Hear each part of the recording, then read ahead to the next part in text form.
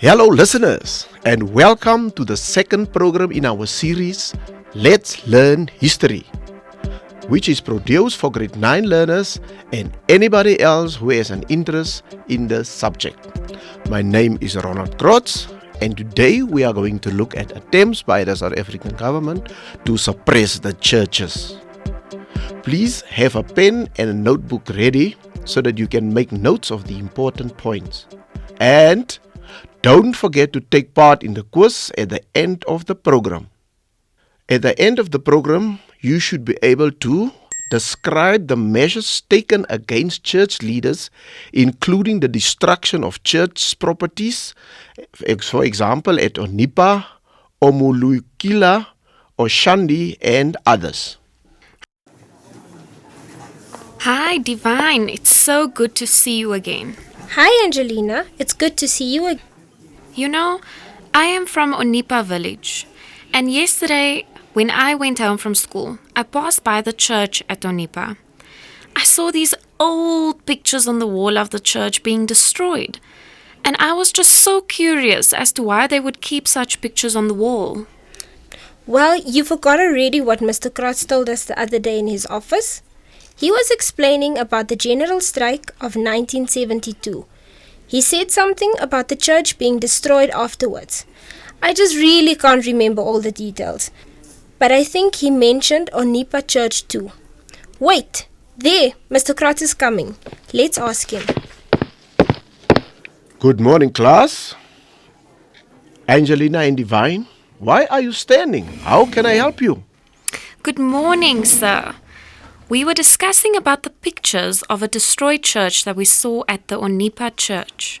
Was that church destroyed once? Thank you for the question, Angelina and Divine. That is exactly what we are going to discuss today. It's the topic for today, the attempts to repress the church. Before you sit, can one of you please explain to us what the meaning of repress is?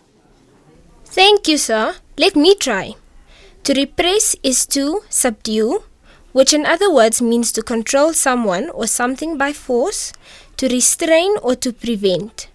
Now, sir, before I sit down, why did the South African colonial government repress the church? And what measures were taken, or in other words, how did they do it? Thank you, Divine, for the correct definition, and your question will take us to the lesson for today. First, let's start with the question, why?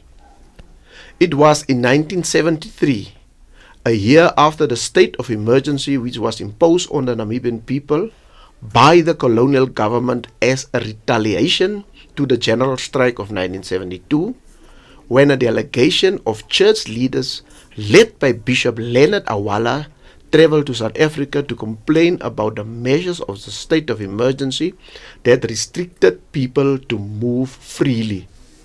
The Prime Minister of that time, John Foster, declared that the church had involved itself in subversive activities. It was as if the church was trying to overthrow the government. That's why they started to oppress the church. Wow, it is very interesting to know how brave the bishop and the other church leaders were. Shoo! Then what did the South African government do? Exactly, Divine. They were indeed brave to address the measures taken by the South African government. The following was done to take control of the church. In 1972, the Anglican bishops, Colin Winter and Richard Wood, were expelled from Namibia for supporting the general strike. More church leaders and missionaries were closely watched and their movements were restricted. South African agents tried to cause disunity among churches. Church leaders were refused visas to enter or leave the country. Several church properties were destroyed. Oh, now I understand. That was really bad that the churches were destroyed too. But sir, which churches were destroyed? Exactly.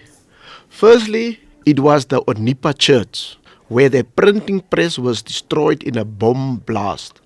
The printing press was used to publish pastoral letters and all other documents sent to other Lutheran churches in Namibia. The church was repaired but was again destroyed in 1980. Secondly, it was Omulikila Church, which was destroyed in 1987. The church was fortunately destroyed on a Sunday evening and no one was in the church. Wow, thank you for all that information, sir. I feel like I really learned a lot today. You are welcome, Angelina. I'm glad to see that you have learned a lot. Can you briefly tell us what you have learned? Of course, sir. Today I've learned about the meaning of repress and the reasons why the South African colonial government repressed the church. We also learned how they did it and how the two churches were destroyed by the colonial government. Thank you. And that brings us to the end of today's program. But before we say goodbye, here is your question for the day. First question.